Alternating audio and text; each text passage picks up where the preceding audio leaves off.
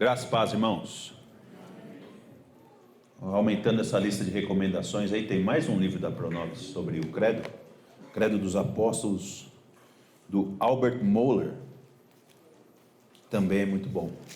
Se você puder adquiri-lo, lê-lo, você fará bem. O Credo dos Apóstolos é um documento muito importante e precioso para nós. E eu pessoalmente tenho duas histórias que são muito significativas para a minha vida em relação ao credo. Uma delas eu me envergonho muito, traz muita vergonha para mim. Isso aqui caiu. E a outra, posso dizer que me sinto orgulhoso. A que me traz vergonha é obviamente um fato que aconteceu numa conferência da Fiel, quando o Franklin lançou a primeira edição do livro dele sobre o credo pela Fiel. Eu tive o privilégio de apresentá-lo lá na conferência da Fiel. E aí tive a brilhante ideia de, na apresentação dele, citar o credo. E foi um gol contra, na verdade. Porque quando eu cheguei ali, na parte em que eu disse que Jesus nasceu da Virgem Maria, e aí esqueci o credo. Não lembrava mais e fiquei ali tentando trazer à memória novamente o credo, né, e passei aquela vergonha ali, absurda, e meus amigos, sempre que eles podem, eles fazem questão de me lembrar dessa história, para dizer como tentei me consagrar ali e na verdade deu tudo errado. Mas a outra história que eu tenho em relação ao credo é uma história que me traz até orgulho, porque ela não é minha, na verdade, ela é da minha filha, Ana Elisa. Quando nós moramos no Rio Grande do Sul, nós nos mudamos para lá para servir numa igreja e ficamos 2 anos na cidade de Caxias do Sul. E no primeiro ano que nós estávamos lá, a Ana estudou num colégio católico.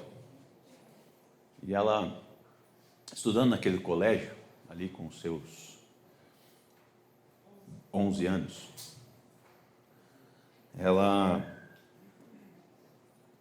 numa das aulas, teve uma atitude interessante, porque a professora estava obviamente ensinando ciência e falando da origem do universo, né? E colocando obviamente a teoria evolucionista como a teoria mais precisa a respeito da origem das coisas. E a Ana Elisa, com uma intrepidez, obviamente, do espírito, disse naquele momento da sala lá que Deus que criou o mundo. Não, eu creio que quem criou o mundo foi Deus, né? De acordo com o relato de Gênesis. E aí, obviamente, foi um negócio assim, né, estranho. O pessoal começou, alguns a fazer piada, outros ficaram chocados com aquela afirmação. Inclusive a professora, né, ficou chocada assim. Mas o que impressionou mais ainda não foi o fato, né, de a Ana ter falado isso. O que me trouxe muito orgulho como pai foi o fato dela ter falado o seguinte na sala de aula: bom, mas vocês não creem que Deus é o Criador? Que Deus que criou o mundo? Vocês não oram aqui todo dia antes de começar a aula dizendo: creio em Deus Pai Todo-Poderoso, Criador do céu e da terra? Vocês dizem isso, mas vocês não acreditam nisso? E aí a professora ficou completamente desconcertada ali, chocada, e depois foi até um movimento que ela começou a ir procurar a Ana Elisa para perguntar sobre as coisas da Bíblia.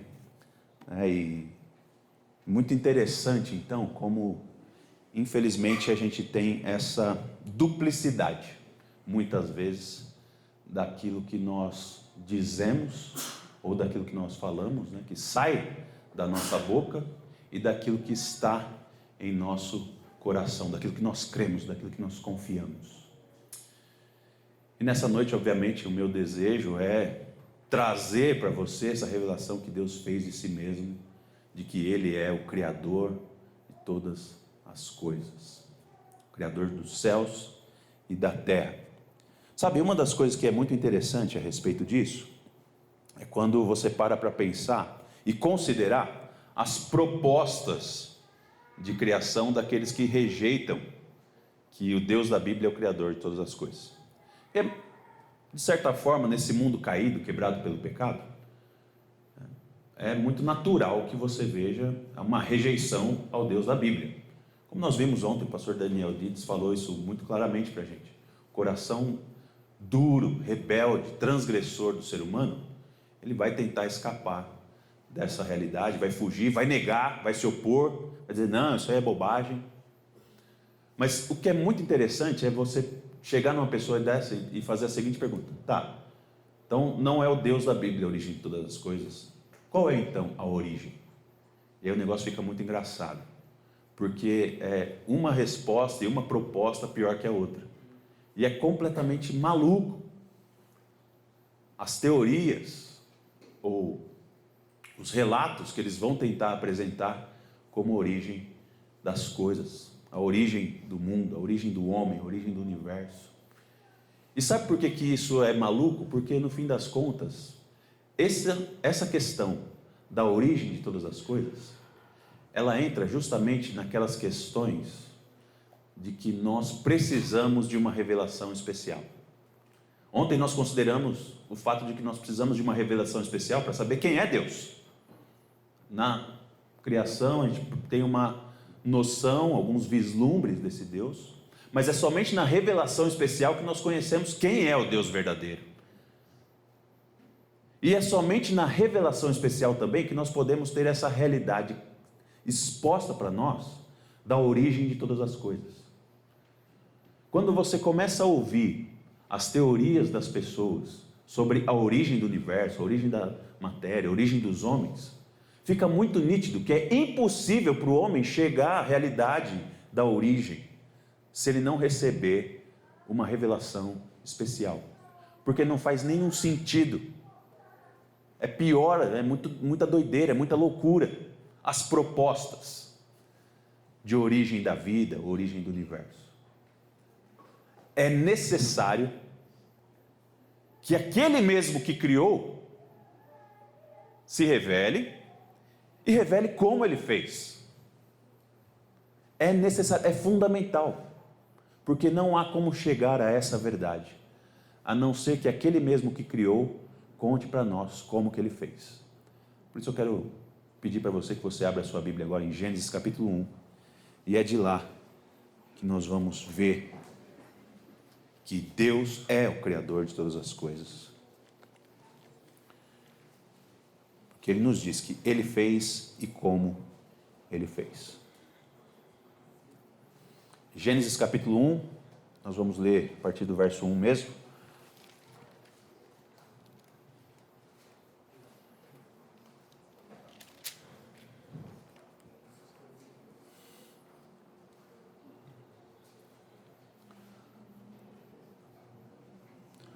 Considerando o relato que o Senhor concedeu a nós por meio do seu servo Moisés a respeito da criação do mundo.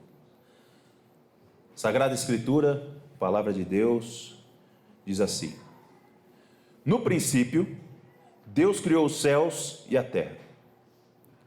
A terra era sem forma e vazia. Havia trevas sobre a face do abismo, e o Espírito de Deus se movia sobre as águas. Então Deus disse: haja luz. E houve luz. E Deus viu que a luz era boa, e fez separação entre a luz e as trevas. Deus chamou a luz dia e chamou as trevas noite. Houve tarde e manhã, o primeiro dia. E Deus disse: haja um firmamento no meio das águas, e separação entre águas e águas. E Deus fez o firmamento e separação entre as águas debaixo do firmamento e as águas acima do firmamento. E assim aconteceu. E Deus chamou ao firmamento céus. Houve tarde e manhã, o segundo dia. E Deus disse: ajuntem-se as águas debaixo dos céus num só lugar, e apareça a porção seca. E assim aconteceu. Deus chamou à porção seca terra, e ao ajuntamento de águas chamou mares. E Deus viu que isso era bom. E Deus disse que a terra produza relva, ervas que deem semente, e árvores frutíferas que deem fruto, segundo a sua espécie, cuja semente esteja no fruto sobre a terra.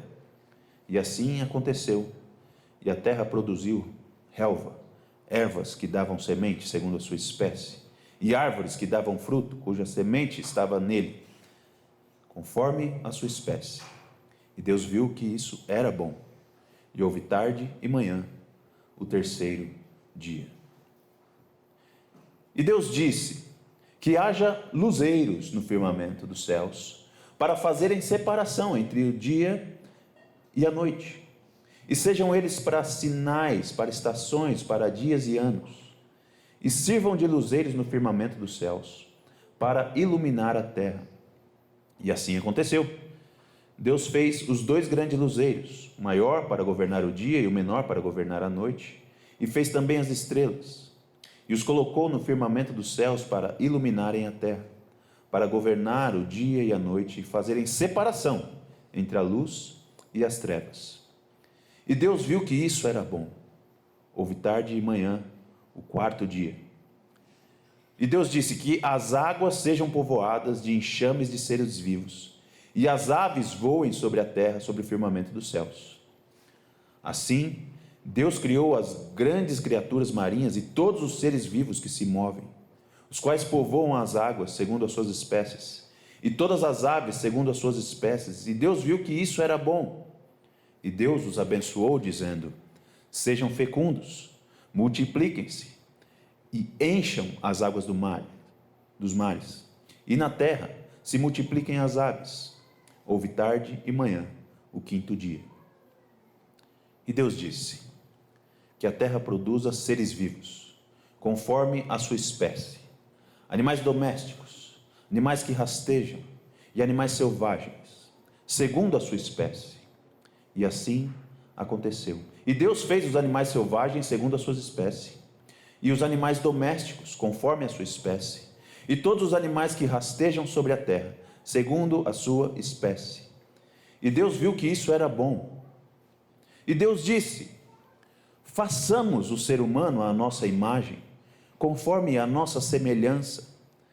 Tenha ele domínio sobre os peixes do mar, sobre as aves dos céus, sobre os animais domésticos, sobre toda a terra e sobre todos os animais que rastejam pela terra.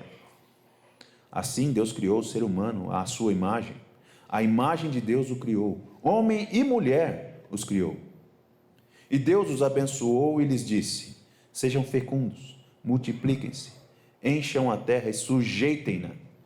Tenham domínio sobre os peixes do mar, sobre as aves dos céus e sobre todo animal que rasteja pela terra.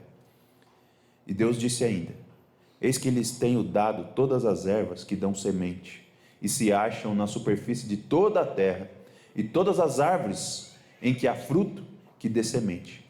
Isso servirá de alimento para vocês e para todos os animais da terra, todas as aves dos céus e todos os animais que rastejam sobre a terra, em que há fôlego de vida. Toda a erva verde lhes servirá de alimento. E assim aconteceu. Deus viu tudo o que havia feito, e eis que era muito bom. Houve tarde e manhã, o 6º dia. Assim, pois, foram acabados os céus e a terra e tudo que neles há.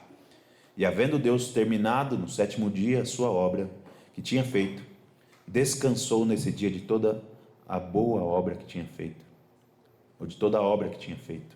E Deus abençoou o 7º dia e o santificou, porque nele descansou de toda a obra que, como Criador, tinha feito.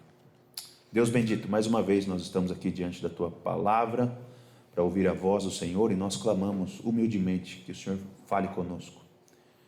Abra os nossos olhos para ver a grandeza do Senhor e dos Teus feitos. Tira aquilo que tapa os nossos ouvidos para ouvir a Tua voz, e alcance o nosso coração no poder do Teu Espírito, para que nós sejamos completamente convencidos da ação extraordinária e poderosa do Senhor ao criar céus e terras, e de maneira providencial cuidar de todas as coisas. Pai, convence o nosso coração, o poder do Teu Espírito, Nós pedimos isso no nome do teu Filho. Amém.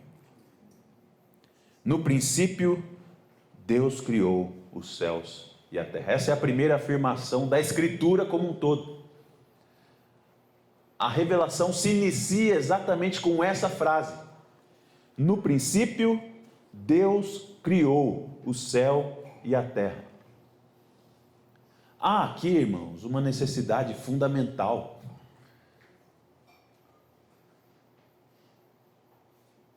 De necessidade de crença na criação ou no Deus como Criador. Porque essa é exatamente a primeira frase da revelação. Se há aqui já uma dúvida, se há já aqui um questionamento, ou uma rejeição, é só o princípio para que haja uma rejeição da revelação como um todo. E Moisés, então, usado pelo Senhor, no Espírito do Senhor, vai iniciar a Escritura dizendo essa realidade profunda, uma realidade misteriosa, mas uma realidade, e a verdade, de que Deus criou, e que Deus então é a causa de todas as coisas. Há um princípio, porque Deus determinou que o houvesse. Deus disse: haja tempo, por assim dizer, e ele passou a existir, espaço e matéria. No princípio, Deus criou céus e terra.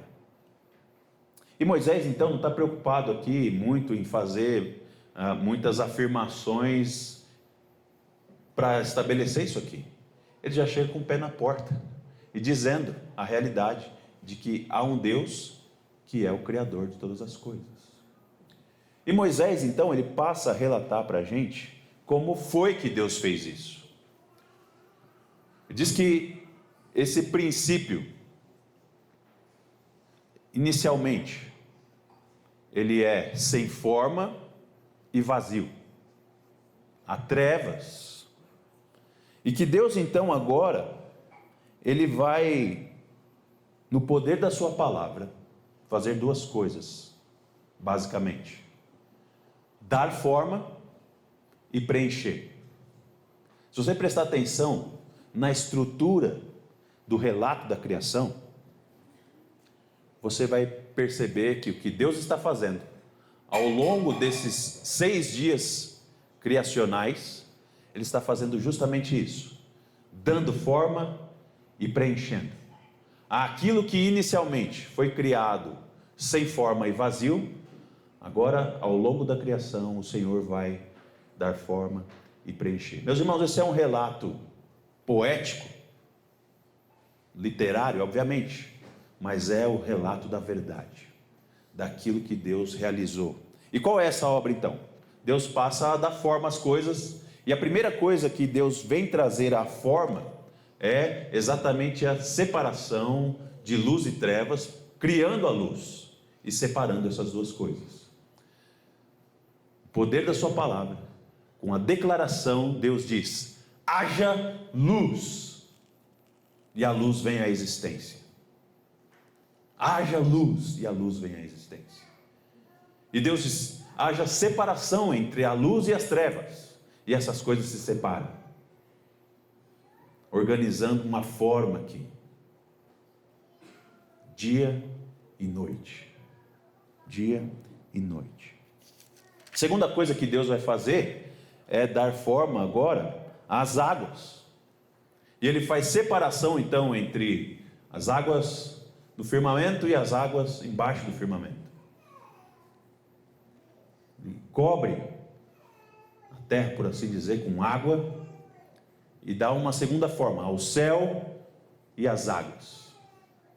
No segundo dia, o Senhor faz essa separação, ou formata o céu e as águas. No terceiro dia, o Senhor limita o lugar das águas. E diz então: água se junta num lugar e você vai vir até aqui, para que nós possamos ver a terra. E separa então agora, dando forma à terra e às águas. E aonde é a terra, o Senhor comanda no poder da sua palavra para que seja produzido relva, seja produzido árvores, seja produzido vegetação. E meus irmãos, até aqui nós já temos com grande clareza a demonstração do poder de Deus. Hoje, a primeira vez que acabou a energia, eu estava terminando meu banho, nu no banheiro, e acabou a energia. E eu não tinha qualquer condição de dizer, haja luz ali. Não tinha, fiquei completamente vendido. Meu Deus, me livra aqui, traz luz. O Senhor que pode fazer luz, me ajuda aqui, que está ruim o negócio. O simples fato de Deus dizer, haja luz, e a luz passar a existir, já é algo extraordinário, que demonstra um poder inimaginável, inalcançável, inigualável. Deus disse e houve luz. Deus disse, separa o céu das águas. Sei que vocês são mineiros e não há uma provocação, é uma constatação só, né? Vocês não tem mar aqui.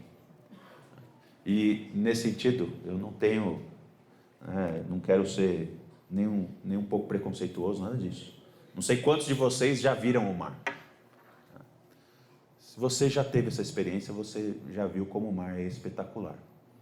Ontem, o pastor Daniel aqui, a palavra dele foi muito boa, fui muito abençoado. Vou falar várias vezes, sempre que eu puder. Ele falou do poder do mar para oxigenar o mundo. Aí quando você chega ali na beira do mar, você sente essa força. Sente essa coisa incontrolável do mar, indomável que é o mar. Não tem como a gente controlar aquela água lá. Mas o Senhor disse, mar, você só vem até aqui. É até aqui que você vem. Não passa. De vez em quando eu deixo você ir mais um pouquinho, mas fica aqui. É o Senhor quem determina esse limite do avanço da água. Isso é extraordinário, gente.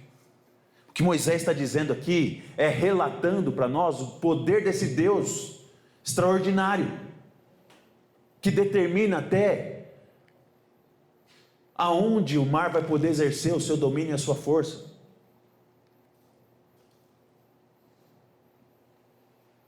E depois disso, Moisés então passa a relatar agora o preenchimento. Então, primeiro a forma: luz e trevas, céus e águas, terra e água. E agora Deus vai preencher. Agora Deus vai preencher. Agora que o negócio vai ficar ainda mais extraordinário. Porque Deus agora então passa a mostrar não só o seu poder e a sua força, mas a sua exuberância. E aí, para governar luz e trevas, ele cria luzeiros. Um grande luzeiro que vai ser a grande fonte de luz, e os luzeiros que vão governar à noite. Você tem o sol com toda a sua glória, majestade, força, a lua e as estrelas, com todo o espetáculo que elas representam, para governar dia e noite. Aí Deus passa a preencher os céus e os mares e as águas. E diz: aves, surjam para preencher o céu. Surjam para preencher o céu. Não vai ficar vazio o céu. Águas, vocês também não vão ficar vazias. Vai ter aí peixes. Peixes grandes, peixes pequenos, todo tipo de peixe. E não só peixe, outros animais marinhos estarão aí preenchendo toda essa vida.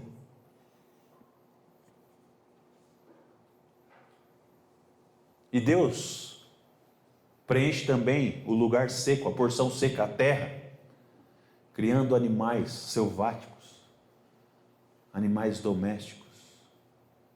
E todo esse preenchimento de céus, de águas e da terra é feito com a maior exuberância, de maneira extraordinária, com todas as suas espécies. Hoje de manhã eu me ausentei aqui estar com vocês, porque quis levar minha família para conhecer Belo Horizonte. A gente não conhecia ainda.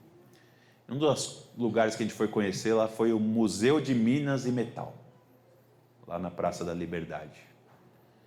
E meus irmãos, olha, normalmente quem é local acaba desprezando essas coisas, né?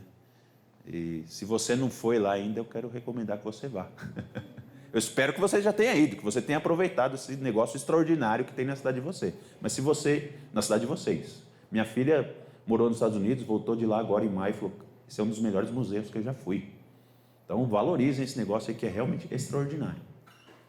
Mas ele é extraordinário por causa da estrutura, a maneira como ele está montado, mas ele é mais extraordinário ainda quando a gente para pensar justamente nisso aqui. Deus criou todas aquelas coisas lá. Gente, tem pedra verde, pedra azul, pedra roxa, pedra amarela, tudo que é cor diferente, de formatos diferentes, texturas diferentes. E a gente está falando só das pedras. Que coisa mais espetacular. Eu estava falando com as minhas filhas lá no museu. Falei, com Deus não tem nada desse negócio de minimalismo, não. Deus é exuberante. Negócio de Deus é variedade, é cor e tudo mais. Até nas pedras. Nas pedras. Eu fico imaginando os mineradores, né? Vocês chamam de mineradores ou de mineiros? Os mineiros originais. O cara entrando numa caverna ali, de repente tem um negócio brilhando no meio de uma pedra. Deve ser uma experiência espetacular. E essa é a variedade do preenchimento que Deus deu à terra. Essa é a grande variedade do preenchimento, do poder do Senhor. Sabe, Deus criou as baleias e a sardinha. Deus criou os dinossauros, o elefante, a girafa. E criou as baratas, as formigas, os menores insetos. E tudo isso, então, esse poder agora mostra o quê? A majestade e a glória do Senhor, como o salmista vai dizer no Salmo 19. O pastor Daniel falou ontem para a gente aqui. Os céus proclamam a glória de Deus e o firmamento anuncia as obras da sua mão. Um dia discurso outro dia, e uma noite revela conhecimento a outra noite. Não há linguagem, nem a palavra, e deles não se ouve nenhum som. No entanto, por toda a terra se faz ouvir a sua voz. Porque é maravilhoso demais. É extraordinário. É extraordinário. Pega uma árvore, para na frente de uma árvore e começa a analisar as folhas. Nem as folhas de uma árvore só são iguais. É variado demais. É extraordinário demais, gente. Eu não sei se é lenda, eu não sou biólogo, né? Precisava achar um biólogo para ver se são reais mesmo essas histórias ou não. Mas aquelas coisas de que, sabe, nenhuma onça tem o corpo igual a outra. As manchas são sempre diferentes. Nenhuma girafa é igual a outra. As manchas são sempre diferentes. Sabe, tudo isso demonstra essa sabedoria, essa majestade, essa glória de Deus. Tudo isso revela a glória do Senhor. Mas no relato que Moisés faz, ele conta tudo isso então, de como Deus fez o formato das coisas, deu forma ao mundo, e como Deus preencheu o mundo. Mas, chegando ao final do relato, Deus preenche a porção seca, agora, com um complemento diferente. A gente vem lendo e vai falando das aves segundo as suas espécies, dos peixes segundo as suas espécies, dos animais selváticos segundo as suas espécies, dos animais domésticos segundo as suas espécies. Até mesmo as árvores têm as suas espécies. Mas quando chega ao relato do sexto dia, Moisés vai dizer que Deus disse o seguinte: façamos o homem, não conforme as suas espécies, mas conforme nossa imagem, segundo a nossa semelhança. E o relato da criação do homem, então, ou da humanidade, homem e mulher, recebe essa evidência agora, muito mais profunda, de que se tudo aquilo anteriormente era um canal para demonstração da glória majestosa do Senhor, agora, nesta criatura, ainda mais Deus será conhecido, porque essa criatura carrega em si a responsabilidade, o privilégio de governar a criação, gerenciar a criação, ser mordomo da criação, mostrando de maneira muito peculiar a glória de Deus. O ser humano, criado à imagem e semelhança do Senhor, carrega o privilégio e a responsabilidade de mostrar a glória de Deus como o sol nunca fará, como a lua nunca fará, como o mar nunca fará, como a girafa nunca fará, a baleia nunca fará, nem a formiga, nem a barata, nem nada.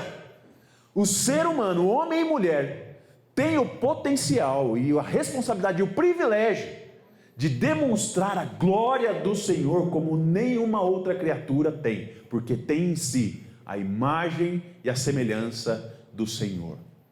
O governo submisso da terra, para dizer: Deus é glorioso, o Senhor é majestoso. Olha a glória do nosso Criador, que é espetacular. Meus irmãos, Moisés, quando está escrevendo isso, então, ele é o autor de Gênesis, e obviamente então Moisés está escrevendo isso para aquele povo que ele está tirando do Egito, libertando do Egito, depois de 400 anos vivendo sob a influência daqueles pagãos. Uma motivação óbvia de Moisés é ensinar o povo de Israel de que Deus, sendo o Criador de todas as coisas, deve ser então aquele que recebe toda a glória, inclusive a glória da nossa vida dedicada a Ele. Moisés está corrigindo a cultura dos israelitas, para que eles não estejam então desviados, ou não estejam enganados, achando que os deuses do Egito eram verdadeiros. Sim, claro que está. Vai dizer: ó, Deus, o sol não é Deus, sapo não é Deus, gato não é Deus. Deus é quem criou o sol, Deus é quem criou o sapo, Deus é quem criou o gato. Moisés obviamente está corrigindo a teologia dos israelitas, mas Moisés está corrigindo a vida dos israelitas, dizendo: é esse Deus que nós devemos adorar e manifestar em nossa vida. Deus tirou a gente do Egito para que nós demos glória a Ele, para que o nome dele seja conhecido em toda a terra, porque Ele é santo e agora tem um povo santo que vive para Ele, manifestando glória e o adorando.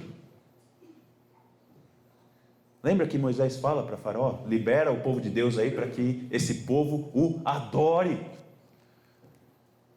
Deus exige isso: liberta esse povo para que ele me adore, para que ele viva agora para a minha glória, e a minha glória seja conhecida, já que aquela função inicial na criação foi manchada, deturpada e perdida na queda. Deus criou o homem como esse grande representante peculiar de sua glória, mas essa glória foi perdida, ou deturpada, manchada com a queda. E agora Deus tem trabalhado para que os homens possam novamente viver para a glória dele. E Moisés então está escrevendo para esse povo para dizer isso para eles: nós devemos viver para a glória de Deus. nós devemos viver para a glória de Deus. Se Ele é esse Deus majestoso, glorioso, é Ele quem deve receber glória. E Ele deve receber glória, obviamente, pela sua sabedoria e seu conhecimento, pela sua exuberância, mas também porque, sendo Ele Criador, é a autoridade final. E Ele nos dá então agora a sua lei para que nós vivamos conforme aquilo que Ele mesmo estabeleceu para que a gente vivesse.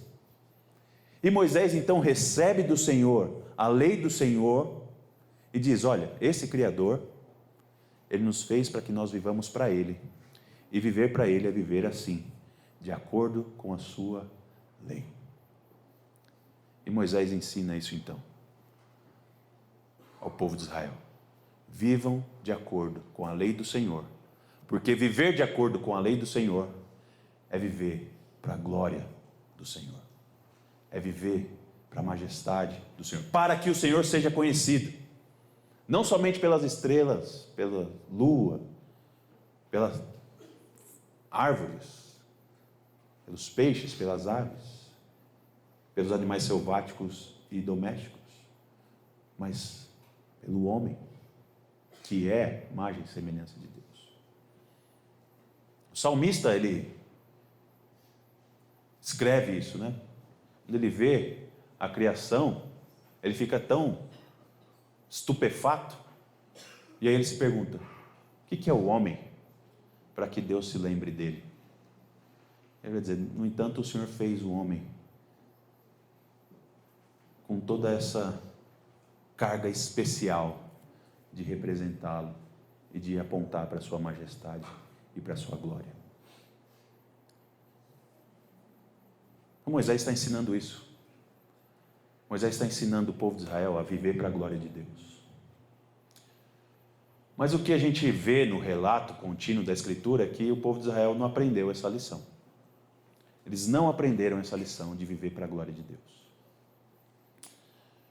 E quando você vê o povo de Israel liberto do Egito, já vivendo na terra prometida, você vai perceber que eles ignoraram completamente que eles deveriam viver para a glória do Senhor, e que viver para a glória do Senhor era viver de acordo com a lei do Senhor. E se você vê o livro, se você lê o livro de Juízes, você vai ver um dos períodos mais tristes do povo ali, de Israel, e você vai ver com muita realidade a condição do coração humano na sua perversidade. Porque o livro de Juízes, ele vai contar para a gente como o povo de Israel conseguiu a grande proeza de destruir a terra prometida. Se você ler aquelas duas histórias finais do livro de Juízes, você vai ver um povo que está corrompido na sua adoração, e por estar corrompido na sua adoração, ele está corrompido também na sua moralidade. E a história final do livro de Juízes é algo que é de partir o coração. E não só de partir o coração, é um negócio de arrepiar os cabelos. Porque conta a história de um levita que tinha uma concubina. E essa concubina se desentendeu dele, provavelmente o traiu, e foi embora de volta para sua casa, que era em Belém de Judá. Esse levita morava na região montanhosa de Efraim. Depois de 4 meses, o levita vai atrás da sua esposa. Deixa eu ver se eu tenho tempo de contar a história. Tem. Espero que tenha. Depois de 4 meses, o levita vai atrás da sua esposa, ou da sua concubina, na casa do pai dela em Belém de Judá. E o pai dela diz assim: não, fica aí, que bom que você veio, estou feliz que você veio resgatar a minha filha, sua concubina, mas fica aqui comigo. E aí aquele homem recebe uma hospitalidade ali, vai ficando, até que um dia ele resolve: não, precisa ir embora. O pai dela está segurando e tal, mas ele vai embora. E ele vai embora num fim de tarde. Se eu não me engano, é o 4º dia que ele já tinha ficado lá. E eles vão embora, então. Tem um levita, a sua concubina e um servo que os acompanha. E é fim do dia. Fim do dia, logo estaria de noite. Logo estaria de noite. E o ajudante do levita diz assim, vai ficar de noite. Ficar de noite. Por que a gente não entra nessa cidade aqui e passa a noite aí? Para a gente não ficar perdido na estrada. E a cidade que ele propõe que eles passem a noite é a cidade de Jebus, que àquela altura tinha sido uma das cidades das quais os israelitas falharam em expulsar os seus moradores e dominá-la. Então essa é uma cidade ainda dominada pelos jebuseus, e são os jebuseus que moram lá, habitam lá. E o levita então olha para o moço e fala assim, de jeito nenhum, você está maluco? Eu vou passar a noite no meio dos jebuseus?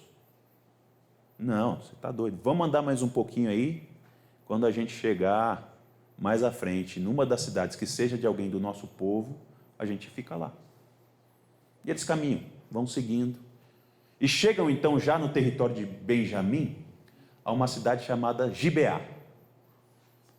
E ali então em Gibeá o levita falou, aqui a gente pode ficar, porque aqui é nós. É a nossa galera, a gente vai estar protegido aqui. E eles vão então para a praça central da cidade, ficam ali, esperando serem acolhidos. De repente aparece um senhor que está vindo do final do seu dia de trabalho, chega na praça, encontra ali com um levita,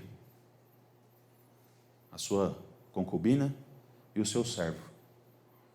E esse senhor fica meio tenso. O que vocês estão fazendo aqui? Não, eu sou da região montanhosa de Efraim, fui lá em Gibeá buscar minha concubina, estou indo de volta. O senhor fala, olha, e ele fala, eu tenho tudo que eu preciso aqui, eu tenho comida, tudo. O senhor fala, vem para minha casa agora, só não fica aqui nessa praça. Vamos lá para minha casa, você vai ficar lá. Não fique aqui nessa praça de jeito nenhum. Eles vão então para a casa desse senhor, que também era da região montanhosa de Efraim, do lado do levita. Mas qual que é o ponto? Quando eles estão ali, alimentaram os animais. Alimentaram os animais. Comeram. E estão se preparando para dormir. Aparece uma multidão na porta daquele senhor. Uma muvuca. Uma galera que começa a bater na porta. E qual é o pedido dessa multidão que está batendo na porta daquele homem? Joga esse cara aí para fora para que abusemos dele. E se você é alguém que já leu a Bíblia, ou que conhece um pouco da história bíblica, você pega a referência na hora. Na hora vem a referência. Que é qual? Qual? Sodoma e Gomorra. É a mesma situação que aconteceu com os anjos que foram tirar Ló de Sodoma. Só que os anjos que foram buscar Ló em Sodoma tinham poder e cegaram aqueles homens e fugiram. Agora, em Gibeá, não tem isso. E no desespero, aquela muvuca está lá pedindo o homem joga a sua mulher para fora e aquela mulher é estuprada durante toda a noite até a morte. E a história vai se desenrolar para quase o extermínio da tribo de Benjamim. Mas qual que é o ponto da história? É contar como o ser humano conseguiu transformar a terra que mana leite e mel em Sodoma e Gomorra. O ser humano, que já havia destruído o Éden, sido expulso do Éden, foi tirado do Egito, colocado na terra prometida, e agora destruiu a terra prometida também. Por quê? O autor do livro de Juízes vai deixar claro no último verso. Porque cada um fazia o que achava mais certo aos seus próprios olhos. E eles faziam o que achava perto ou mais certo aos seus próprios olhos porque não tinham um rei. Não ouviram a voz de Moisés que disse: obedeçam à autoridade do Senhor. Obedeçam à autoridade do Senhor. Se você ler o livro de Juízes, você vai ver que justamente esse é o grande ciclo dos juízes. Os juízes, o povo de Israel, no período dos juízes, eles não mataram aquelas nações que deveriam exterminar, E elas se tornaram então tentação para eles. Eles viam o estilo de vida dos cananeus e falaram: poxa, deve ser legal ser cananeu, né? Vou começar a andar com esses caras. E vou começar a adorar os deuses deles. E eles passavam então a idolatrar os deuses dos cananeus. E aí então Deus os entregava às suas paixões. É cananeu que você quer? Toma cananeu para você. Eles passavam a viver como cananeus. Só que a vida de cananeu, meus irmãos, é triste e é ruim. Porque o pecado promete tudo e não entrega nada. Parece ser legal ser cananeu, mas é uma desgraça. E quando eles viviam naquele desespero, então, só: Senhor, liberta a gente aqui, porque está ruim, os cananeus estão nos oprimindo. E o Senhor então vinha e livrava eles por meio de um juiz. E tudo isso porque eles não aprenderam que Deus é autoridade sobre a vida deles, que eles deveriam se submeter ao Senhor. Mas especialmente porque eles não aprenderam uma coisa, que Moisés também está ensinando no relato da criação: de que Deus é autoridade e que Ele nos dá o caminho para a vida, não simplesmente pelo uso autoritário da sua autoridade, mas porque Ele nos quer bem. E o caminho de Deus é o caminho bom para a gente. Foi Deus quem fez o homem. E Deus sabe então qual é o jeito bom para o homem funcionar, com plenitude, com alegria, com vigor, com entusiasmo. É debaixo da autoridade do Senhor e debaixo do cuidado do Senhor. E nesse sentido, então, Moisés não está simplesmente corrigindo a visão teológica dos israelitas. Moisés não está simplesmente usando essa autoridade da revelação da criação para dizer para os israelitas: obedeçam ao Senhor, vivam para a glória dele. Mas está dizendo: confiem no cuidado do Senhor para com vocês, porque Ele quer o vosso bem. Deus quer o bem de vocês. Deus quer o seu bem. Você é alguém que é capaz de destruir o Éden? Você é alguém que é capaz de destruir a terra prometida? Mas o Senhor quer te redimir e fazer parte de algo muito maior nele mesmo. Viva para o Senhor, porque Ele quer o seu bem. Confie no cuidado providencial do Senhor. Confie no cuidado providencial do Senhor. Quando Moisés vai tirar o povo do Egito, e Deus chama Moisés para tirar o povo do Egito, Deus diz o seguinte para Moisés: Moisés, eu vi o clamor do meu povo. Esse povo está sofrendo no Egito. Eu quero tirar eles de lá. E quero levar eles para um lugar de plenitude. Esse era o desejo do Senhor, essa é a vontade do Senhor. Cuidar daqueles que são seus e dar ao homem uma vida plena. E isso é descrito também já aqui na criação, no relato da criação. Olha só o que Deus diz. Deus concede ao homem, e eu não quero extrapolar aqui essa questão do governo humano, da imagem e da semelhança. Isso aí o pastor Fique vai trabalhando com vocês na caminhada e no discipulado de vocês. Mas olha só o que Deus diz a partir do verso 29. Eis que lhes tenho dado todas as ervas que dão semente e se acham na superfície de toda a terra, de todas as árvores, em que há fruto que dê semente. Isso servirá de alimento para vocês. O Senhor está dizendo de maneira muito clara aqui, por meio do seu servo Moisés, que Ele há de prover aquilo que é necessidade para o homem. E agora então, você tem Moisés fazendo esse relato para o povo de Israel, que está saindo do Egito, onde eles têm comida, e precisam aprender a confiar no cuidado do Senhor. Precisam aprender a confiar na providência do Senhor. De que Deus vai sustentá-lo, de que Deus vai mantê-los. Deus criou o homem e criou comida para o homem. Gente, não é exatamente esse argumento que o Senhor Jesus usa no Sermão do Monte para falar que a gente não deve andar ansioso com o que havemos de comer e com o que havemos de vestir? Não é exatamente esse argumento? Porque o argumento do Senhor Jesus, e depois você pode ler Mateus capítulo 5, você vai ver muito claramente que Ele diz assim: Se Deus criou a vida, não pode Ele alimentar a vida? Se Deus criou o corpo, não pode Ele vestir o corpo? E o que é mais difícil? Criar a vida ou alimentar a vida? O que é mais difícil? Criar o corpo ou vestir o corpo? Aí Jesus está dizendo, o Deus Todo-Poderoso, Criador dos céus e da terra, criou o corpo, criou a vida, pode alimentar a vida e pode vestir o corpo. Olha aí para as aves. Olha para as aves do céu. Não plantam e não colhem. Não falta nada para eles. Olha para os lírios do campo. Não fiam e não tecem. E nem Salomão nunca se vestiu como um deles. Você acha que é difícil demais para o Senhor alimentar e vestir você? Você acha que é difícil demais para o Senhor, que é o Criador dos céus e da terra, alimentar e vestir você? É isso que o Senhor Jesus está ensinando. E é isso que Moisés está ensinando ao dizer que Deus é o Criador dos céus e da terra. De que Deus tem poder para criar e Deus tem poder para cuidar.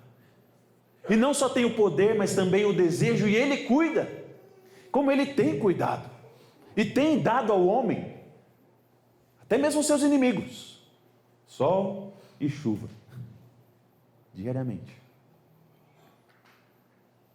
Deus Criador, que é a autoridade suprema, é o Deus que cuida, é o Deus que preserva, é o Deus que sabe daquilo que precisamos. Você lembra também das palavras de Jesus no Sermão do Monte, quando ele vai ensinar os discípulos a orar? E ele diz para os discípulos: olha, quando vocês forem orar, não façam como os fariseus, que falam somente aquilo que eles acham que deve ser falado. Mas ore ao Senhor a realidade do seu coração, porque Ele sabe daquilo que você precisa. Ele sabe daquilo que você precisa. Antes mesmo que você diga, Deus já sabe o que você precisa. E Ele chama você a levar para Ele. E Ele sabe que você precisa dEle. Pai nosso que estás no céu, santificado seja o teu nome. Venha o teu reino. Deus sabe que você precisa dEle.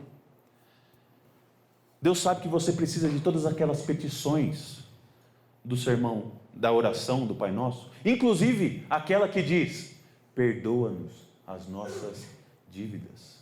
Deus sabe que você precisa de perdão, e Ele chama você: vem me pedir perdão, eu vou te perdoar. Vem me pedir perdão, vem, eu quero cuidar de você, eu vou cuidar de você. Me peça perdão, se arrependa e creia de que eu sou o Deus Criador do céu e da terra, que tem autoridade para cuidar de você, para abençoar você, para ver você na plenitude daquilo que o ser humano deve ser, na filiação dele. Sabe, meus irmãos, é por isso que nós devemos e queremos e devemos desejar conhecer mais e mais o nosso Deus. Porque quando nós conhecemos esse Deus, a gente consegue entender a autoridade dele, a glória dele, a santidade dele, mas a gente entende que essa autoridade do Senhor, em Jesus Cristo, ela é para o nosso bem. Ela é para o nosso bem. Tudo que a gente deve desejar é conhecer o Senhor. Por isso eu estou muito feliz de saber que vocês estão aqui desejando se unir e ser uma igreja que é conhecida pelo estudo da palavra, pelo conhecimento de Deus. Eu conto essa história aqui, espero que ela fique por aqui. Mas está filmando, né? Bom, eu vou contar, porque é um amigo meu, história de um amigo meu. Fui pastor de uma igreja e tinha um amigo meu lá, ele é muito amigo meu, muito querido, mas toda semana na nossa reunião, que era a reunião da liderança da igreja, ele trazia o seguinte assunto: pastor, seria bom a gente comprar um telão de LED aqui, né? Ia ser bem legal. Eu falei, poxa vida, cara, que coisa, né? E a igreja não tinha dinheiro para aquilo. Isso aí faz alguns anos já, quando não era tão acessível assim. E ainda hoje é caro, né? Mas o fato é que ele achava que aquilo lá ia ser muito importante para a igreja. Ele ficava aqui toda semana ele falava, pastor, vamos comprar um telão de LED aqui e tal. E qual que é o meu ponto aqui? Bom, se a igreja tem dinheiro sobrando, se a igreja tem recursos, não há problema nenhum nisso. Mas aí um dia eu cheguei nele e falei assim, cara, por que você está tão preocupado com esse telão de LED aí? Porque, cara, isso aí vai ser bom, as pessoas vão ser edificadas, vão ser abençoadas com a estrutura aqui, o conforto e tal, não sei o que tal. Aí eu cheguei para ele e falei assim, me diz uma coisa, se alguém da nossa igreja perder o seu pai, perder a sua mãe, perder o seu filho, você acha que naquele dia ela vai estar pensando que na igreja não tem projetor, mas tem telão? Você acha realmente que essa é a prioridade que a gente precisa hoje investir como igreja? Nos recursos limitados que a gente tem? Ou a gente precisa investir em algumas outras coisas antes, para que o nosso povo esteja completamente certo e convicto do cuidado de Deus para com eles? E quando essas coisas estiverem já plenas, a gente começa a desenvolver mais a perfumaria da igreja, por assim dizer. Você não acha que tem outras prioridades antes? O pastor Judy Clay hoje à tarde aqui contou um relato extraordinário de uma mãe que perdeu o seu bebê e que pôde testemunhar da graça de Deus. E alguém só pode fazer isso se conhece esse Deus que é todo poderoso, Criador do céu e da terra, e que cuida. Por isso a gente precisa conhecer Deus Pai Todo-Poderoso, Criador do céu e da terra. É isso que vai sustentar a sua vida cristã, conhecimento desse Deus. Vamos orar mais uma vez. Deus bendito, em misericórdia de nós, e nos perdoa, porque muitas vezes nós temos negado o nosso chamado para glorificar o Senhor e viver para a glória do Senhor. Nós fomos criados para a sua glória, e nesse sentido, até quando nós comemos e até quando bebemos, precisamos fazer isso de maneira que o seu nome seja bendito, glorificado, exaltado. Mas é fácil a gente dizer isso, o fato é que a gente não sabe. Por isso agora a gente quer clamar, nos ensina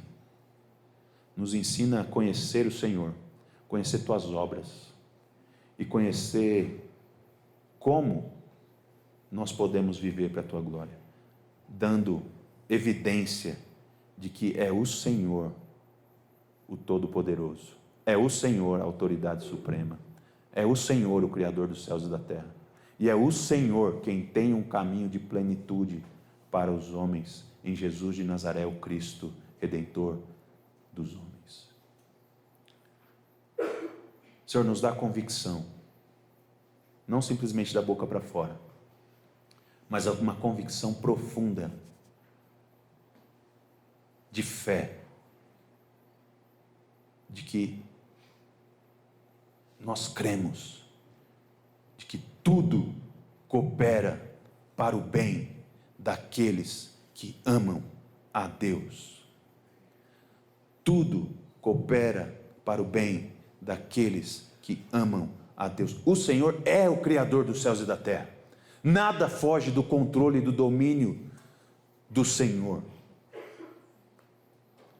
E nós precisamos entender isso, entendendo que o Senhor está cuidando de nós. Mesmo que nós não possamos entender isso, mesmo que nós possamos ter uma percepção, uma sensação diferente disso, no poder do Teu Espírito nos dá a firmeza de crer que tudo coopera para o bem daqueles que amam ao Todo-Poderoso, Criador dos céus e da terra, e de que em Suas mãos nós estamos seguros. Tira de nós então a inveja e o olhar para os cananeus e para os pagãos, e nos dá plenitude de alegria para confessar diante dos homens a nossa fé no Senhor. Em nome de Jesus nós pedimos isso.